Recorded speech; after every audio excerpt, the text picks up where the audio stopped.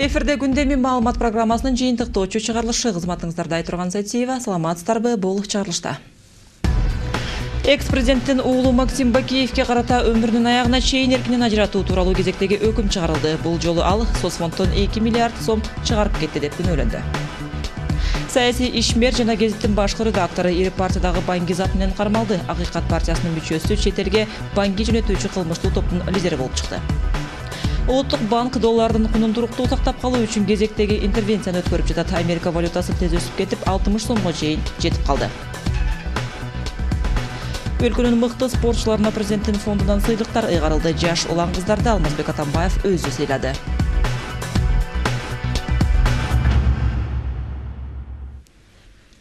Бишкектин 1-май райондук соту Максим Бакиевди өмүрүнүн аягына чейин эркинен ажыратуу, ал эми Евгений Гуревич менен Михаил Наделди 25 жылга күчөтүлгөн режимдеги колонияга отургузуу чечимин чыгарды.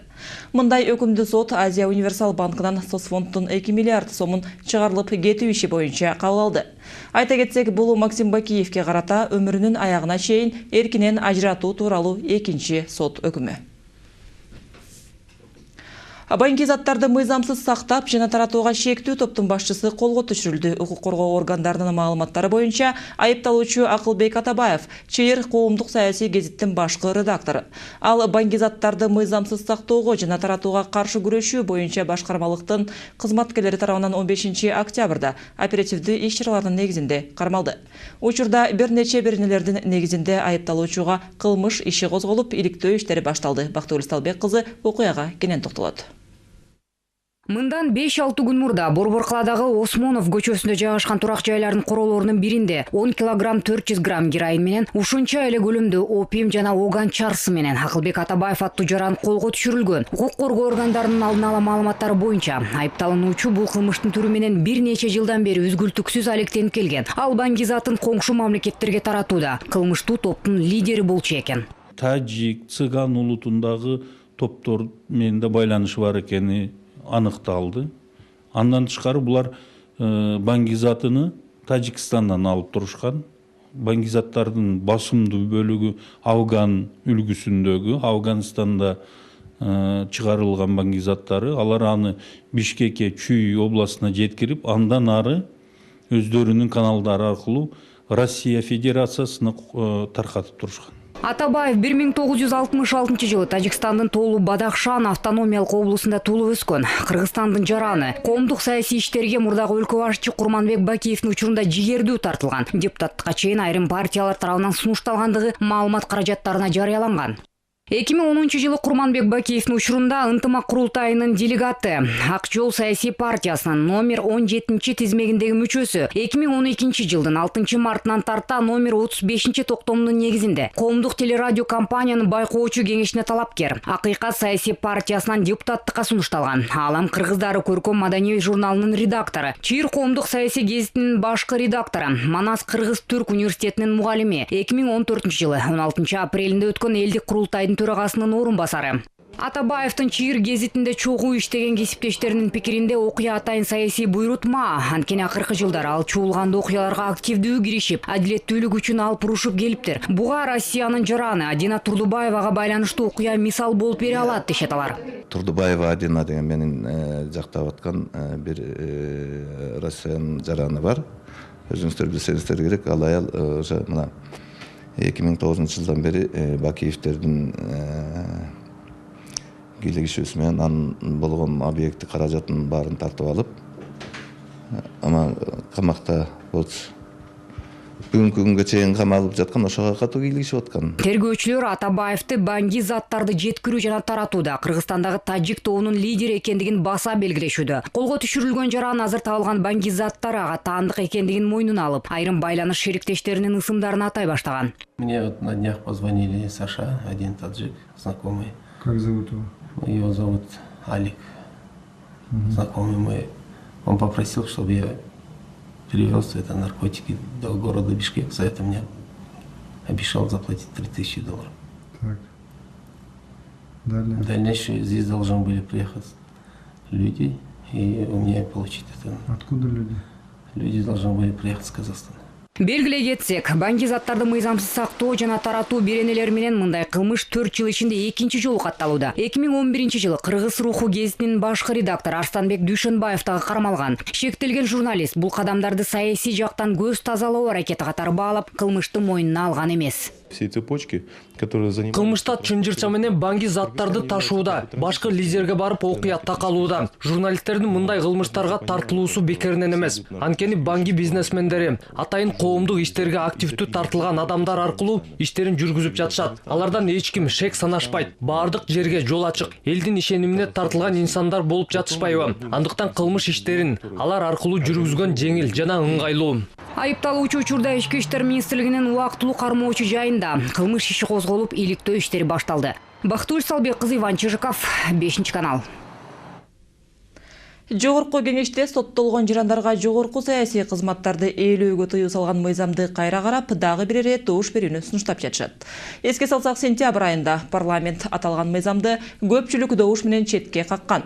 Нормага ылайык оор жана өзгөчө оор кылмыш кылып соттолгон жарандар соттолгондугу жоюлса да, президент, жогорку кеңештин депутаты жана мэрдин кызматтарын ээлей албайт эле.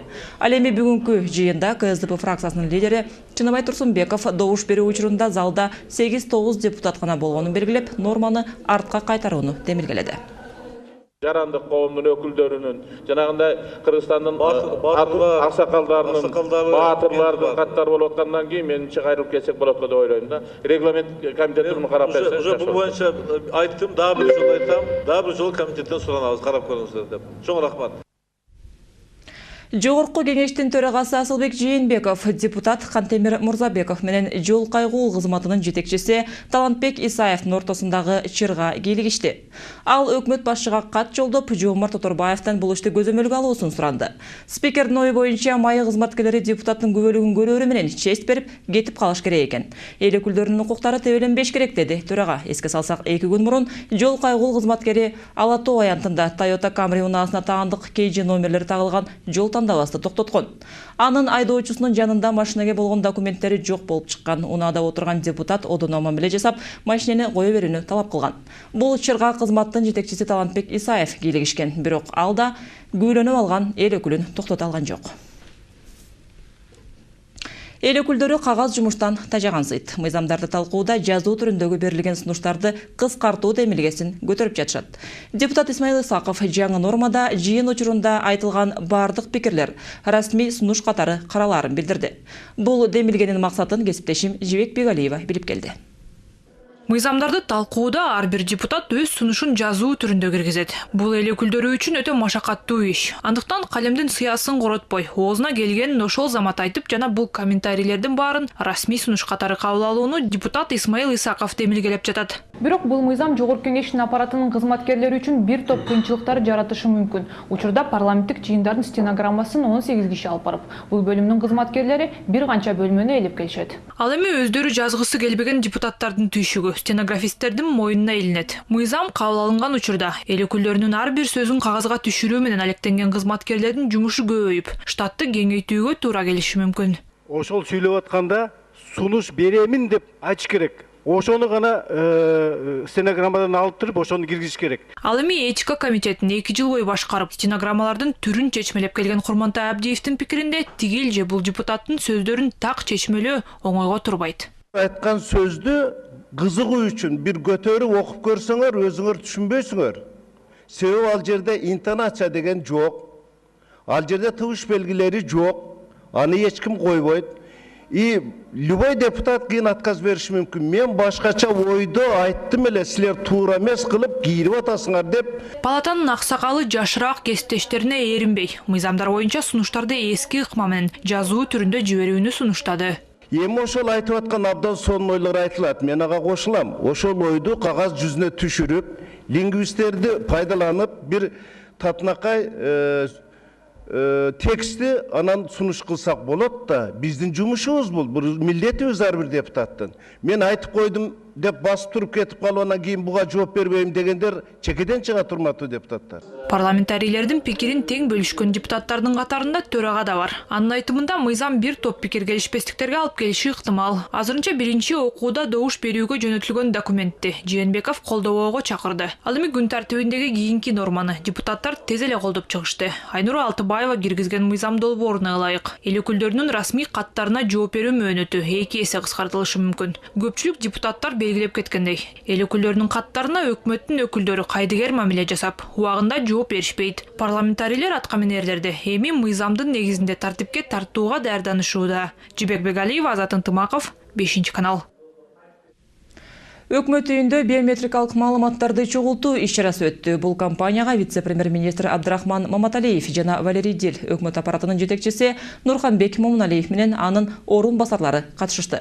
Аткаминерлер биометриялык маалыматтардын маанилүүлүгүн белгилеп, республиканын атуулдарынын баарын четте калбай келип тапшырууга чакырышты.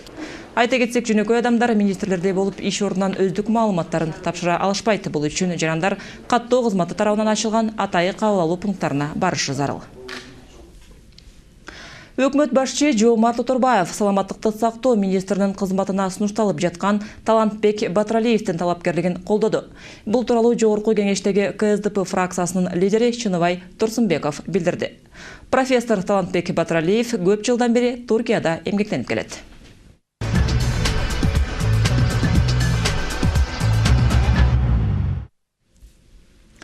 Сомдун куну түшүп, АКШ доллары кымбаттоодо. Бирок Улуттук банк интервенция жолу менен абалды турукташтыруу аракетин көрүп жатканын белгилейт.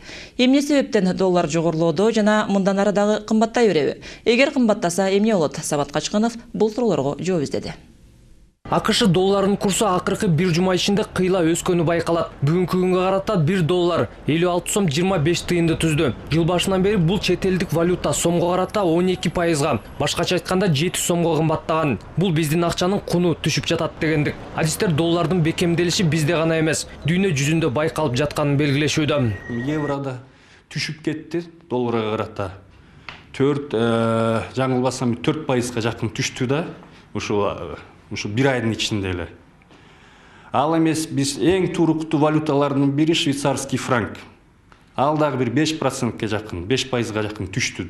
Кыргызстанда долларды жогорулоосунун бирден бир себеби азыркы Орусияда жаралган эл аралык кырдаалга байланыштуу болууда. Экономисттердин айтымдарында батыштын санкцияларынан улам рубльдин наркы АКШ акчасына карата 26%га чейин төмөндөп кеткен. А биздин экономикабыз белгилүү болгондо Орусиядан түздөн түз көз каранды. Ошондой эле доллардын өсүүсү АКШнын экономикасына жана мунайдын баасына да жараша болот.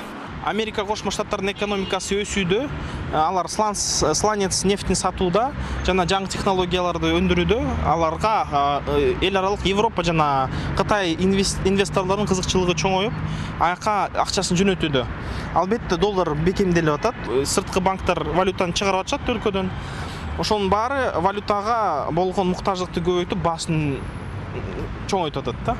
Валюта базарынын табияты негизи эле сезимталыраак келет. Кандайдыр бир ушак айың же туура эмес маалымат чыгып кетсе дагы валюталар кымбаттап же тескерисинче куну түшүп кетет. Коммерциялык банктар доллар сатууда чектөөлөрдү киргизиптир деген спекуляциялык кептер. Бул жолу бизде доллардын кымбатташына себеп болгон дешет Улуттук банк өкүлдөрү. Биз бүгүн ошол банктар менен байланыштык. Айтып кетсем, бул Оптима банк болчу, Казкоммерцбанк болчу. Оптимадан бир неме алдык. Официалдуу түрдө бир кат алдык. Алар түшүндүрүп беришти. Биз эч кандай валюталык чектөөлөрдү киргизген жокпуз. Ошол ОЗ2 биз да түшүндүрмө алдык немеден Казкоммерцбанктан. Алар да бизге билдиришти, биз да эч кандай чектөө киргизген жокпуз. Негизи доллардын өсүүсү экспортерлор үчүн пайдалуу. Бирок Кыргызстандын экономикасынын экспорту аз, тескерисинче импортко көбүрөөк муктаж. Андыктан бул жагынан бизге таасири терстешет эксперттер. Биз керектеген машинелер, кийимдерибиз бүт чет элден алып келинген да көп учурда. Аяктан доллар менен сатып алынат, бияктан сом менен сатылат. Биякта салыктар төлөнөт. Албетте ушул ишкерлер жоготууларды албаш үчүн ошол баасын кошушат. демек баалар өсөт да жалпысынан. Буга жеткирбей, доллардын баасы асмандап кетпеши үчүн Улуттук банк интервенцияларды жүргүзүүдө. Бул резервдеги акш акчаларын ички валюта рыногуна сатып, бааны калыптандыруу дегендик. Жыл башынан бери Улуттук банк 300 миллионго жакын доллар саткан. 5-күнү биз 7 миллион 400 миң доллар саттык. Жыл башынан баштап 300 миллион доллар саттык. Ушу эки акыркы айдын арасында биз 100 миллион доллардан ашык. Тагыраак айтсам 108 миллион доллар саттык. Бүгүн дагы биз ошо акыбалды анализдеп интервенция менен чыктык. Мунун таасири бүгүн байкалды. Акча алмаштыруу жайларында кечке чейин акш доллары кымбаттабай, тескерисинче 20 тыйынга арзандаганы белгиленет. Эртең абал кандай болот айтуу кыйын. Бирок Улуттук банк кармап турууга мүмкүнчүлүк жетээрин убада кылууда. Самат Кашкынов, Андрей Завирухин, 5 канал.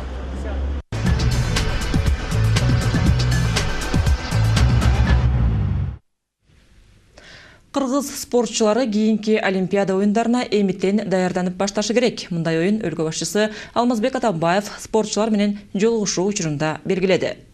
Эл аралык мелдештерде Кыргызстандын намысын коргогон улан кыздар мамлекет башчынын колунан акчалай сыйлыктарды алышты. Өлкөнүн мен деген спортчулар менен Айгерим Жаныкулкызы барлашып келди. Бир ай мурун Түштүк Кореяда өткөн Азия оюндары. Мында бала чагынан мушкер болсом деп кыялданган Турат алгачкы ири мелдешине катышып жатат. Күрөшкө катуу даярданган жигит 3-орунга жеткенине көптөрө сүйүнгөн жок. Кыргызстанга эң жогорку сыйлык менен кайтам деп үмүттөнгөн. Кийинки оюндарга күч топтоп, бул максатын орундатам деп турган чагым. Бул биз үчүн ушу 2014-жылда ответственный турнирлердин бири болчу. Ошого дайындалып биринчи бойдо Ирактыкын мушкери менен боксташып уттум. Андан кийин Монголияныкы менен уттум. Анан ошо казак мушкериге утулуп калдым да. Негизгисинен аябай эле оор өтүп, курч өттү. Айымдар арасында күрөш боюнча такшалып келе жаткан жаш спортчулардын катарында Розалия да бар. Азия чемпионатында коло медалды багындыруу 20 жаштагы бийкеч үчүн оңойго турган эмес. 53 килограмм салмактагылар арасында таймашка чыккан спортчу финалда чарчап калганын айтат. Бир жыл футболдо жүрдүм. 9-класстан кийин күрөшкө өтүп кеттим. Ошентип. Анан кийин 11-классты бүтүп алып, азыр Улуттук университетте окуйм. Таможня факультетинде. Кыйыныраак биринчи схваткам кыйыныраак болду. Биринчи схватканы Вьетнамка менен чыктым.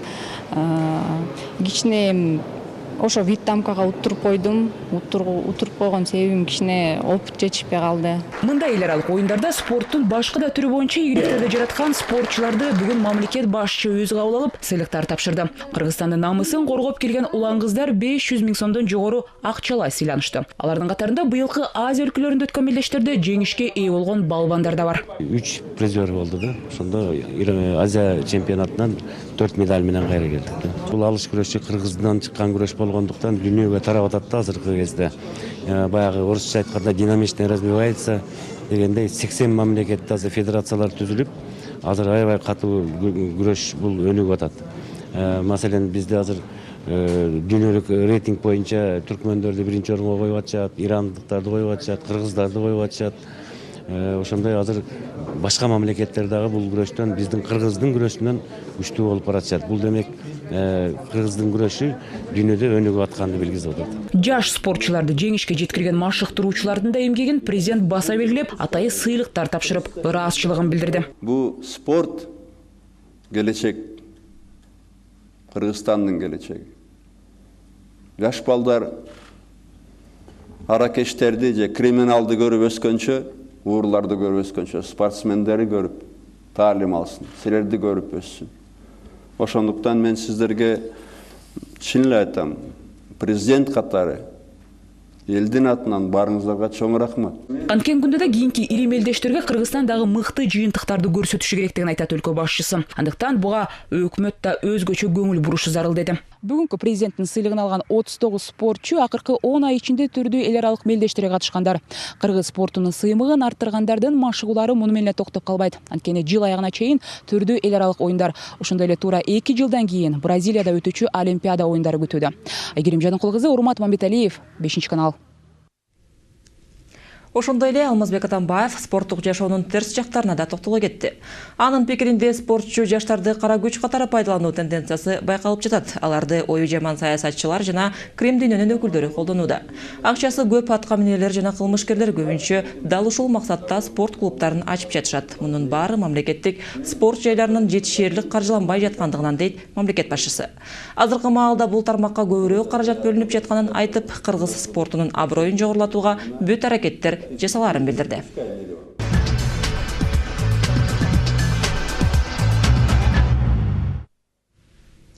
Өлкөбүздү Азил менен алыска тааныткан азамат жаш мекендешибиз Аким Карасаев шакабатчылардын белгилүү комеди батл долбоорунда 2-чи айлампадан ишенимдүү өттү. Азыркы тапта алдыдагы жарым финалга даярданып жаткан кезде тамашаны баалаган стендапердин таржымалы кийинки материалда. Мы берем казан, кидаем туда рис, морковка, барашки. И самый главный ингредиент что? Правильно танцевать, друзья. Бул тапан жаш жигит кыргызстандыктарды таң калтырды. Кыргызстандыктарды эле эмес, бүтүндөй КМШ жана интернет мейкиндигин. Ананчы биздин мекендеш Азилдин аталары менен бир чөйрөдө болуп, Россиядагы ийгиликтүү юмористик долбоорлордун бири Comedy Club президенти наамына болгон жолдогу сыноолордон ийгиликтүү өттү. Бирок өзүнүн ийгилиги туурасында окуяны Аким жөнөкөй эле айтат. Баары 2006 жылы башталды. Анда мен 65-чи мектепте окучумун. Бизге КВНчилер келип, Кыргызстандын мектептеринин КВН лигасына катышууну сунушташты. Мен мына ушинтип баштадым. Андан кийин эл алдына чыгуулар, кээде эң сонун, кээде ойдогудай эмес, бирок өзүн колго алдырып, эс алуусуз ойлончу. Кыргызстандык, Борбор Азиялык лигалар, анан акыры КВН эл аралык союзунун расмий лигасындагы биринчи олуттуу ийгиликтер. Ну что ж, мне все ясно, это очередной глухарь, нужно просто взять тело и отправить его в Ташкент. Так, стой, куда пошел? Куда пошел? Не дождетесь, я из Москвы никуда не уеду. Эртеби же кечпи ар бир юморист командалык оюндан өсүп чыгып, эркин сүзүүгө өтөт. Аким менен да ушундай болду. Санкт-Петербург жожунун олуттуу студенти болуп, ал Азилге аралашуусун таштай алган жок. Дал ошондо Аким өзүн стендап, аудитория алдында жалгыз чыгып тамаша кылуу жанрында сынап көрүүнү чечти. Жыйынтыгында комеди батлдын уюштуруучулары аны кастингке катышып көрүүгө чакырышты. Выступать. Ири сандагы юмористтердин алдына чыгуу алгач коркунучтуу болду. Анан мен артка чегинүүгө жол жок экенин түшүндүм. Номер даяр, эми аракет гана кылуу керек. Азил тамаша боюнча күч сынашуу эл аралык атакты эле бербейт. Аким үчүн бул баарынан мурда тажрыйба топтоо, алдыга умтулуу, анан албетте КМШнын баардык өлкөлөрүнөн келгендер менен таанышуулар. Биринчи турдан кийин ийгилиги боюнча андан кем калбаган экинчиси болду. Апам кубанычта биринчи турга, экинчисине, үчүнчүсүнө да кубанат деп ишенем. Анан финал үчүн дагы. Азыр алгачкы максат финалга жетүү. Бул ишке ашат деп үмүттөнөм. Анан кийинки сезондо кастинг бул жакта, Кыргызстанда өтүүсүн каалайм. Муну ишке ашырууга аракет кылам. Батылдын жарым финалы ноябрга белгиленген. Андыктан өлкө жарандары жаш стендаперге ийгилик гана кааласа керек. Күндеминин бүгүнкү чыгарылышы мына ушундай жаңылыктар менен жыйынтыкталат. Түнүңүздөр бейпил болсун. Эфир аркылуу амандашканча сак саламатта туруңуздар. Витапрост жыныстык кызматты жакшыртып, көңүлүңүздү көтөрөт. Витапрост чынныгы эркектер үчүн.